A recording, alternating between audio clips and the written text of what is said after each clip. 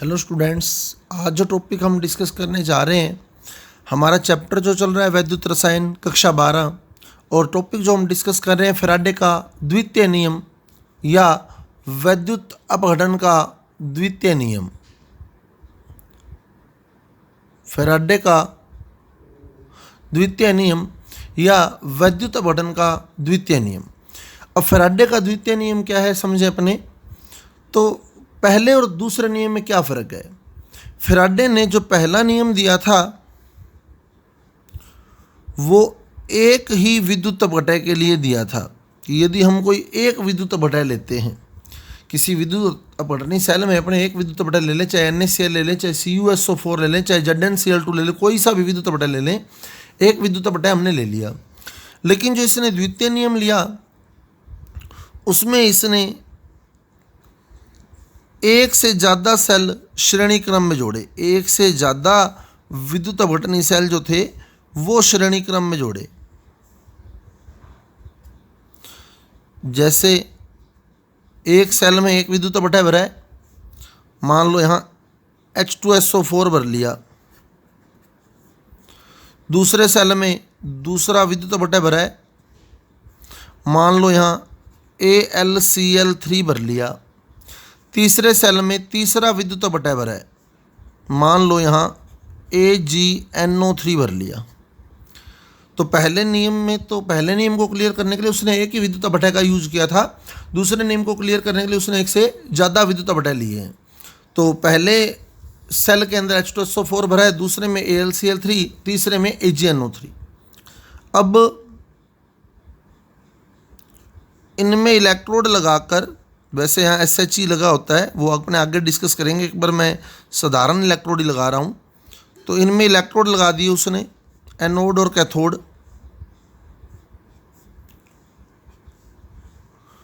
अब क्या किया, इनको श्रेणी क्रम में जोड़ दिया आपस में। तो ये बैटरी का प्लस, ये माइनस,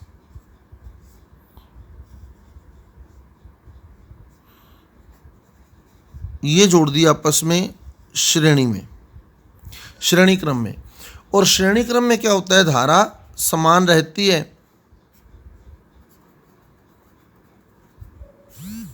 विभवांतर अलग होता है। श्रेणी क्रम में धारा समान रहती है और विभवांतर अलग होता है। तो श्रेणी क्रम में जोड़ा तो धारा समान बहेगी तीनों के अंदर। अब इसने क्या किया, स्विच ऑन कर दिया और करंट शुरू कर दिया। तो भिन्न भिन्न विद्युत अपघटयों के विलयन में अलग अलग विद्युत अपघटय लिए, समान धारा समान समय तक प्रवाहित की गई। क्योंकि जब ऑन करेगा तो तीनों में धारा शुरू हो जाएगी, ऑफ करेगा तो तीनों में ही धारा बंद हो जाएगी। तो समान धारा बहेगी तीनों के अंदर और समान समय तक बहेगी। तो जब भिन्न भिन्न विद्युत अपघटयों के विलयन में समान धारा समान समय के लिए प्रवाहित की जाए, अब देखिए कितना कितना पदार्थ जमा होगा। हमने पढ़ा था पिछले वीडियो के अंदर। जिसने पिछला वीडियो नहीं देखा है उसका लिंक मैं डिस्क्रिप्शन बॉक्स में दे रहा हूं, तो वहां से पहले वो वीडियो देखें। एक फैराडे धारा की मात्रा अगर हम प्रवाहित कर देते हैं एक फैराडे, तो जो पदार्थ जमा होता है वो तुल्यांकी भार के बराबर। अब मान लो इसमें हाइड्रोजन बनेगी, कैथोड पर हाइड्रोजन बनेगी H2SO4 से, इसमें Al बनेगा और इसमें Ag बनेगा। कैथोड पे AgNO3 से Ag बनेगा, AlCl3 से Al बनेगा, H2SO4 से हाइड्रोजन बनेगी। अब हाइड्रोजन का जो तुल्यांकी भार होता है वो 1 होता है। हाइड्रोजन का तुल्यांकी भार 1, Al का तुल्यांकी भार 9 होता है और Ag का तुल्यांकी भार 108 होता है। तो अगर हम एक फैराडे धारा प्रवाहित करते हैं तो ये 1 ग्राम बनेगा, ये 9 ग्राम बनेगा, ये 108 ग्राम बनेगा। क्लियर। अगर 2 फैराडे धारा प्रवाहित कर देते तो ये डबल हो जाते, ये 2 ग्राम हो जाता, ये 18 ग्राम हो जाता, ये 216 ग्राम हो जाता। अब अगर 3 फैराडे कर देते तो ये ट्रिपल हो जाते, ये 3 ग्राम हो जाता, ये 27 ग्राम हो जाता और ये 324 ग्राम हो जाता। यानी अब द्वितीय नियम उसने क्या कहा, समान धारा समान समय के लिए प्रवाहित करे, चाहे वो 1 फैराडे हो, चाहे वो 2 फैराडे हो, चाहे वो 3 फैराडे हो, चाहे वो 4 फैराडे हो। तो कौन सा पदार्थ ज़्यादा बनेगा? जिसका तुल्यांकी भार ज़्यादा होगा। जिसका तुल्यांकी भार ज़्यादा होगा वो ज़्यादा जमा होगा। और कॉमन सी बात है, एक फैराडे से तुल्यांकी भार के बराबर पदार्थ जमा होता है, तो जिसका तुल्यांकी भार ज़्यादा है वो ज़्यादा जमा होगा, जिसका तुल्यांकी भार कम है वो कम जमा होगा। तो यही फैराडे का द्वितीय नियम है। तो क्या कहा फैराडे ने द्वितीय नियम में? जब भिन्न भिन्न विद्युत अपघट्यों के विलयन में समान धारा समान समय तक प्रवाहित की जाती है तो इलेक्ट्रोड पर जमा होने वाले पदार्थ की मात्रा, W मान रहा हूँ मैं यहाँ, M भी मान सकते हैं, वो एक ही बात है। इलेक्ट्रोड पर जमा होने वाले पदार्थ की मात्रा उसके तुल्यांकी भार के समानुपाती होती है। यानी जिसका तुल्यांकी भार ज़्यादा होता है वो ज़्यादा जमा होता है, जिसका तुल्यांकी भार कम होता है वो कम जमा होता है। तो ये फैराडे का द्वितीय नियम है, फैराडे का द्वितीय नियम। तो विद्युत अपव्यय उसने अलग अलग लिए। इसमें पहला नियम उसने एक ही विद्युत अपव्यय दिया था। दूसरा नियम क्लियर करने के लिए उसने एक से ज़्यादा विद्युत अपव्यय लिए और अलग अलग विद्युत अपव्यय लिए। तो जब भिन्न भिन्न विद्युत अपघट्यों के विलयन में समान धारा समान समय तक प्रवाहित की जाती है तो इलेक्ट्रोड पर जमा होने वाले पदार्थ की मात्राएं जो होती हैं वो उनके तुल्यांकी भार के समानुपाती होती हैं। क्लियर? तो 3 सेल मैंने यहाँ लिए, एक सेल में H2SO4, दूसरे में AlCl3, तीसरे में AgNO3 भर के उन्हें श्रेणी क्रम में जोड़ लिया। अब श्रेणी क्रम में जोड़ने के बाद श्रेणी क्रम में धारा समान रहती है, तो जैसे मैं स्विच ऑन करूँगा तो तीनों में समान धारा समान समय के लिए बहेगी। तो जब भिन्न भिन्न विद्युत अपघट्यों में समान धारा समान समय के लिए प्रवाहित की जाती है तो इलेक्ट्रोड पर जमा होने वाले पदार्थ की मात्राएं उनके तुल्यांकी भार के समानुपाती होती है। यानी जिसका तुल्यांकी भार ज़्यादा होता है वो ज़्यादा जमा होता है और जिसका तुल्यांकी भार कम होता है वो कम जमा होता है। W समानुपाती E। अब मानना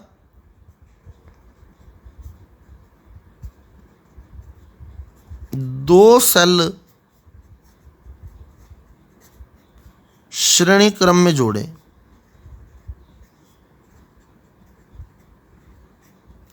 माना दो सेल अपने श्रेणी क्रम में जोड़ लें तो पहले सेल में जो कैथोड पर पदार्थ बना उसकी मात्रा W1 ग्राम है और उसका तुल्यांकी भार E1 है। तो W1 समानुपाती E1।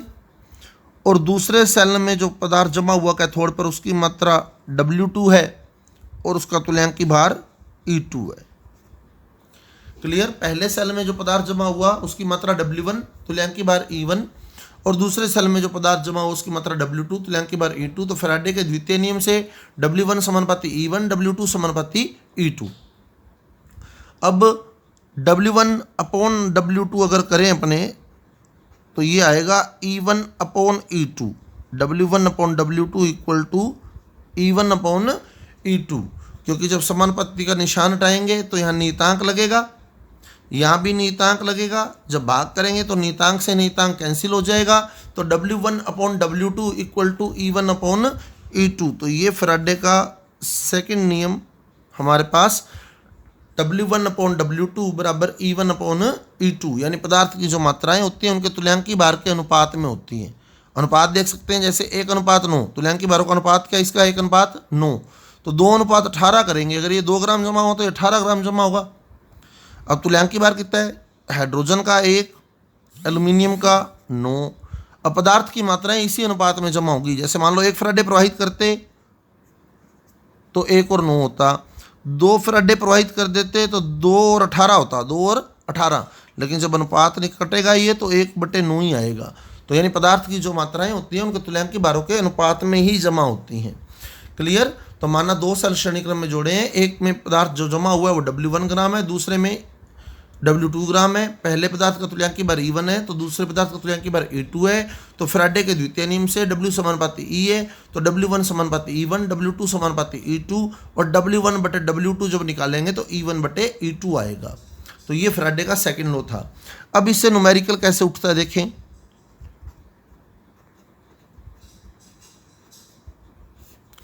पहली चीज ध्यान रखना, इसमें एक से ज़्यादा सेल कहेगा, श्रेणी क्रम में कहेगा। जैसे मैं एक सवाल बोल रहा हूँ, माना 3 सेलों को हम लोगों ने श्रेणी क्रम में जोड़ दिया। पहले सेल में AgNO3 भरा है, दूसरे सेल में ZnSO4 भरा है, तीसरे सेल में CuSO4 भरा है। पहले सेल में AgNO3, माना 3 सेल श्रेणी क्रम में जुड़े हैं, पहले सेल में AgNO3 भरा है, दूसरे में ZnSO4, तीसरे में CuSO4। पहले सेल में जो Ag जमा हुआ कैथोड पर उसकी मात्रा 1.45 ग्राम पाई गई। पहले सेल में जो Ag जमा हुआ उसकी मात्रा 1.45 ग्राम पाई गई। अब हमारे को ज्ञात करनी एक तो Zn की मात्रा ज्ञात करनी है और एक Cu की मात्रा ज्ञात करनी है, और इनके तुल्यांकी भार दिए हुए हैं। Ag का तुल्यांकी भार दिया है 108, Ag का तुल्यांकी भार 108। Zn का जो तुल्यांकी भार होता है वो 32.65, और जो Cu का तुल्यांकी भार होता है वो 31.75। Cu का तुल्यांकी भार 31.75। अब अपने को तीनों के तुल्यांकी भार दे दिए और Ag की मात्रा दे दी। अब अपना सूत्र का W1/W2 बराबर E1/E2, तो मैं इसको यूं भी लिख सकता हूँ, WAg/WZn बराबर EAg/EZn।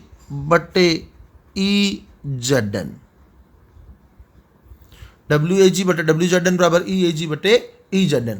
तो किया तो मैंने वही है, W1/W2 बराबर E1/E2, W1/W2 बराबर E1/E2। तो WAg/WZn इक्वल टू EAg/EZn।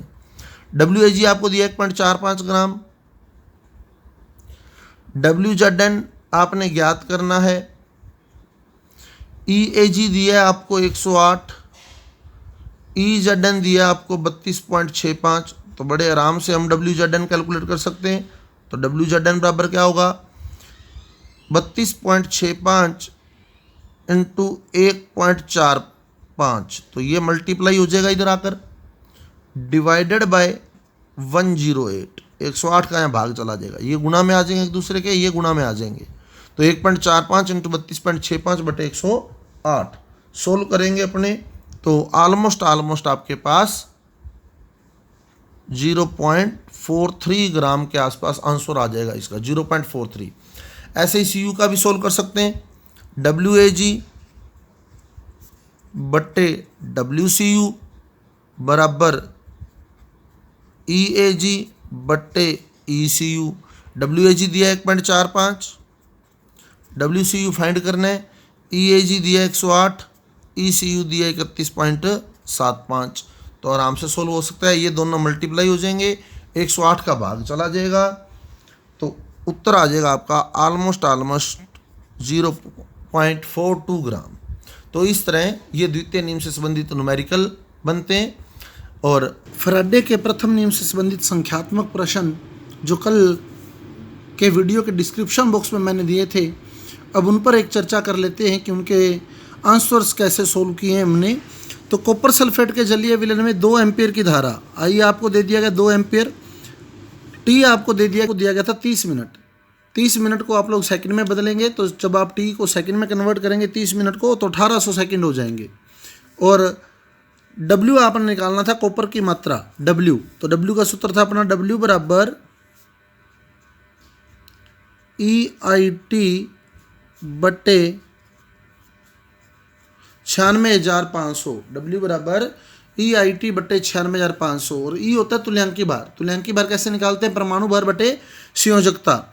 और कॉपर सल्फेट में जो कॉपर की संयोजकता है वो 2, तो तुल्यांकी भार कैसे निकालेंगे, परमाणु भार कितना दिया है 63.5, संयोजकता कितनी है 2, इंटू आई कितना है 2 एम्पियर, इंटू टी कितना है 1800 सेकंड, 30 मिनट है, सेकंड में कन्वर्ट करो तो 1800 सेकंड हो जाएगा, बटे 96,500। और सोल्व करेंगे तो 1.184 ग्राम आंसर आपके पास आ जाएगा।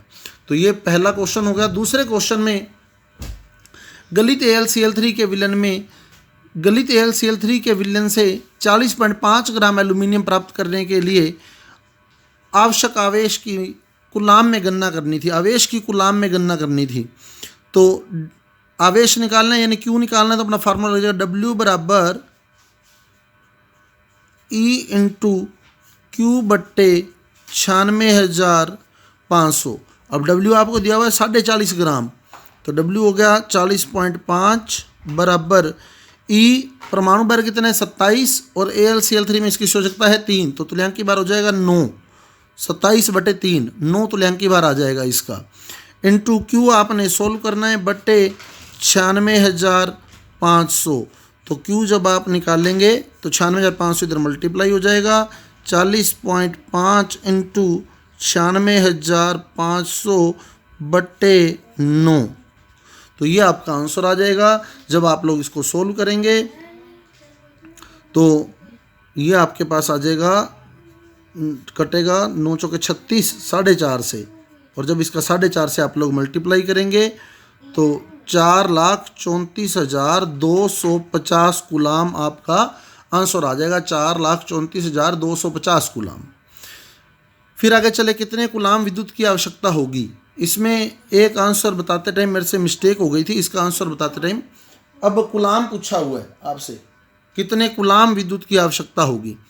W आपको दिया 20 ग्राम, नहीं तो सीधा सोचें कैल्शियम का परमाणु भार होता है 40, तो तुल्यांकी भार यहाँ से हो सकता है 2, तो तुल्यांकी भार हो गया 20, तुल्यांकी भार हो गया 20, और 20 ग्राम ही आपने प्राप्त करना है। तो तुल्यांकी भार के बराबर जब धारा प्राप्त करनी है तो 1 फैराडे आवेश की धारा में प्राप्त करनी होती है। तुल्यांकी भार के बराबर जब पदार्थ प्राप्त करना होता है तो 1 फैराडे धारा की हमें आवश्यकता होती है। तो यहाँ हमारा आंसर जो बनेगा वो 1 फैराडे आंसर आएगा, नहीं तो फार्मूला लगा दो, W = E × Q आपने निकालना है फैराडे में, तो 96,500 कूलाम की जगह आप लोग फैराडे लिख दें, क्योंकि आपको फैराडे कूलाम पूछा है तो यहाँ 96,500 लिख दें, फैराडे पूछा है तो वहाँ F लिख दें। अब इसमें कूलाम पूछा हुआ है तो 96,500 लिखें। W कितना है 20, E कितना होता है 20 × Q, कैल्शियम के लिए E 20 हो जाएगा बटे 96,500, तो 20 से 20 कट गया, तो Q बराबर 96,500 कूलाम आपके पास आ जाएगा। Q बराबर 96,500 कूलाम। तो Q जो है वो 96,500 कूलाम आंसर आ जाएगा आपके पास, Q का 96,500 कूलाम। अब आगे चलें अपन, तो फिर कहते हैं AlCl3, तो W बराबर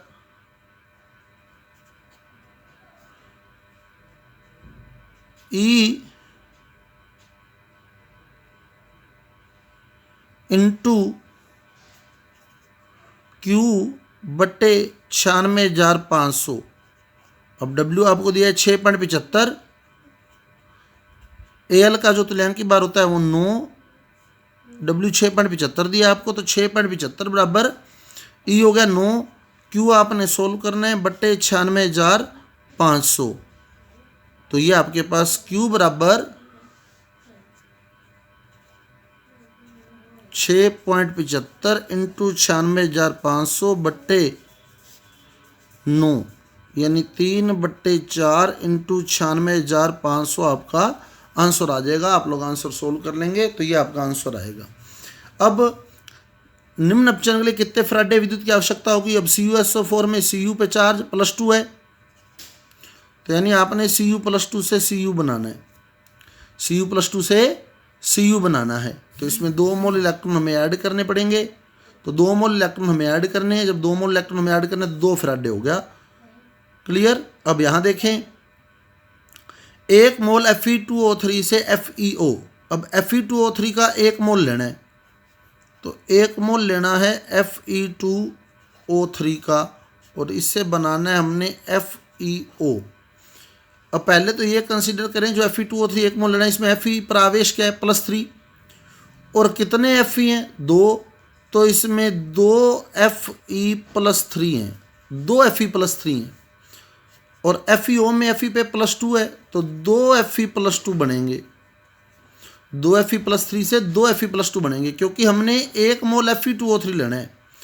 अब 1 मोल Fe2O3 में 2 Fe+3 हैं, तो 2 Fe+3 2 Fe+2 में जब बदलोगे तो यहाँ 2 मोल इलेक्ट्रॉन की आवश्यकता होगी, और 2 मोल इलेक्ट्रॉन का मतलब 2 फैराडे विद्युत की आवश्यकता होगी। तो इस प्रकार यहाँ भी 2 फैराडे विद्युत चाहिए। तो ये कल के क्वेश्चन थे हमारे जो हमने डिस्कस किए।